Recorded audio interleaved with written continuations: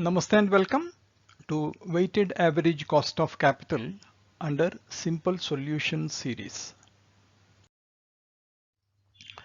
We are taking up illustration 16, wherein we are given the cost of capital and also a set of values pertaining to book value and market value.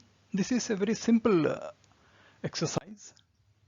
If we have a look at it, we find that the question expects us to determine appropriate weighted average cost of capital relevant for evaluating long-term investment, and we need to be careful. It is talking of long-term. Cost of capital always talks of long-term. Means if there is something which doesn't pertain to long-term, we need not have to worry about it. That is, after-tax cost of short-term debt is an additional information. Similarly, the value of short-term debt which is given, we need not have to consider in our valuation. Then we take up other things. We have got capital, we have got reserve, we have got long-term debt. And we find the value is given here as 3 lakhs, 2 lakhs and 4 lakhs. We post it under based on book value. Then we decide the weights.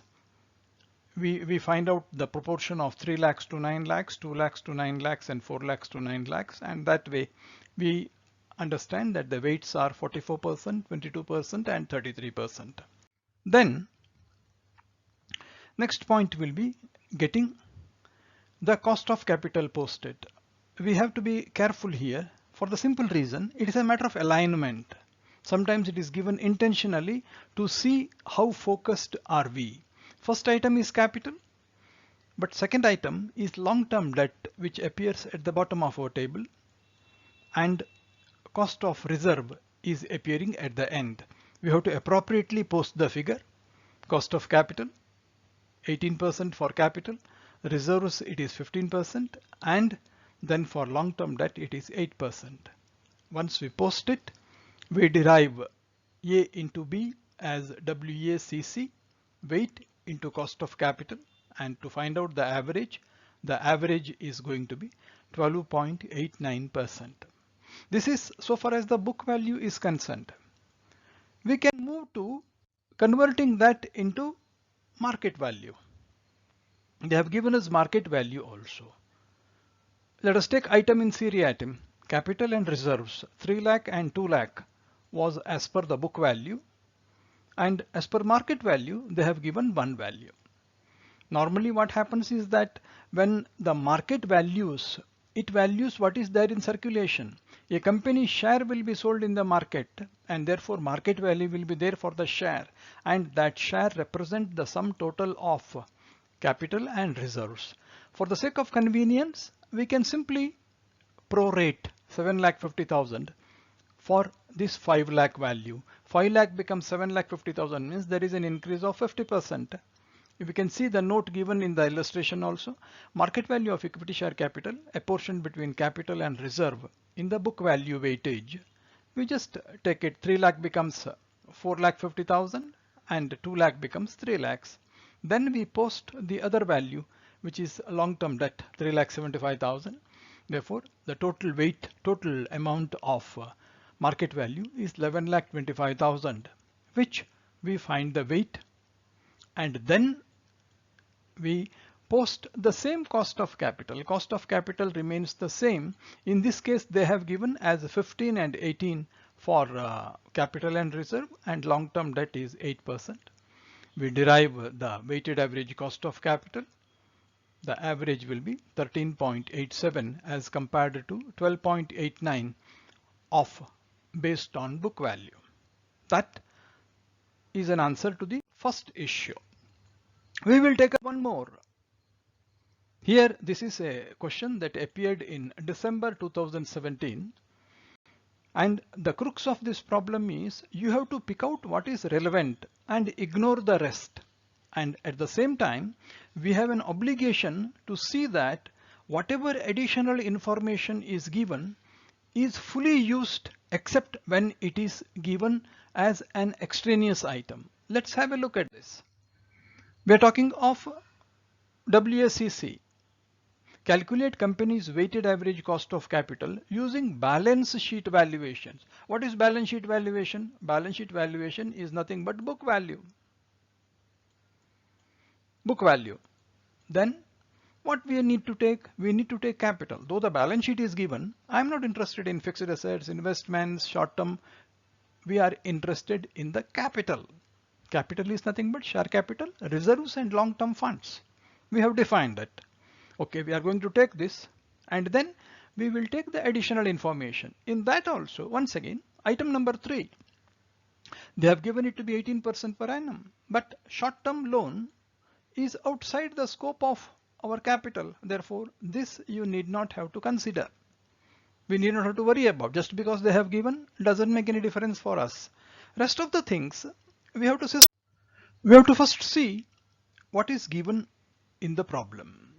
We are given equity capital, we are given reserves, we are given dividend, we are also given current market price of 14, and here as we noted, this is 10 rupees.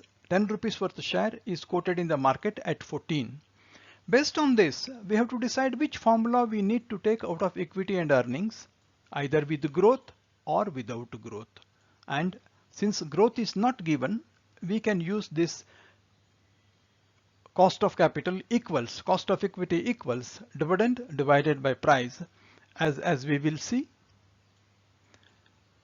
we will take the formula of annual dividend divided by net price flotation into 100 plus G. G is not given. We can just post the figures.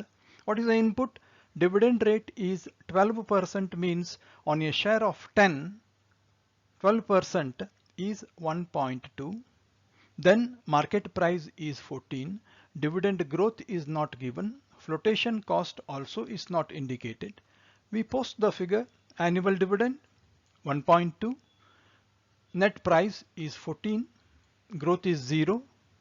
And it is effectively 1.2 divided by 14, which is 8.57%. From that, we go to next set of what is given there. We have got 8% debentures. 8% debentures were issued at par. Current market price is 98.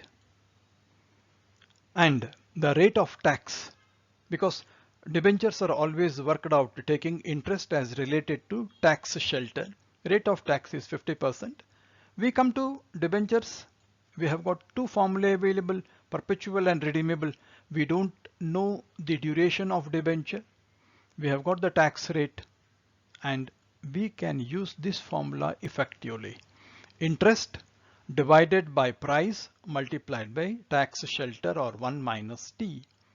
Taking this, we know that is interest into 1 minus T divided by price. What is given is coupon rate. 8% is the rate of interest and tax rate is 50%. Market price is 98 and 8% of debentures. If market price is 98, means its face value is 100. 8% of 100 is 8 rupees. That is where we are taking it as 8. And 1 minus 0.5 is 50% tax rate. Market price is 98. We go ahead, 8 into 0.5 is 4. 4 divided by 98 into 100 is 4.08% is the valuation of cost of capital for 8% debentures. This is a simple and straightforward example. Then the question of you have derived the equity cost of capital and you have derived the cost of 8% debentures. And now you take the book values of equity, reserve and debentures. You post the book value 4 lakhs, 2 lakhs 60,000 and 1 lakh 70,000. As we have seen, we convert that into weight. 20% is from debentures, 31% from reserves, and 48% from equity capital. And we post the cost of capital. We have got equity capital 8.57. One point to note in respect of cost of capital of equity, if no different rates are available, equity is valued as an aggregate of share capital plus reserves and surplus. Therefore, 8.57 will become cost of capital for both item number 1 and 2. And for third item, debentures, we have got 4.08%, which is the cost of capital for debentures after tax shelter. We make a posting of that. Once we have got weighted cost of capital, we go for the product. WACC A into B, 8.57 into 50%, 48%, 8.57 into 31%, 4.8% into 20% is the total. We derive the weighted average cost based on book value using the balance sheet valuation. And that will be the end of it, because in this case, though we have got the valuation for both debentures and shares, we can as well calculate the value based on the market valuation also. But the question doesn't expect you to do that. It says weighted average cost of capital using the balance sheet valuation, the following additional information. We could as well do even based on market value, equity share capital and reserves put together, we can value at the rate of 14, and debentures we can value at the rate of 98, derive the amount, apply the weights and apply the cost of capital and derive the weighted average cost of capital. That is also possible. Thank you so much. Thanks a lot.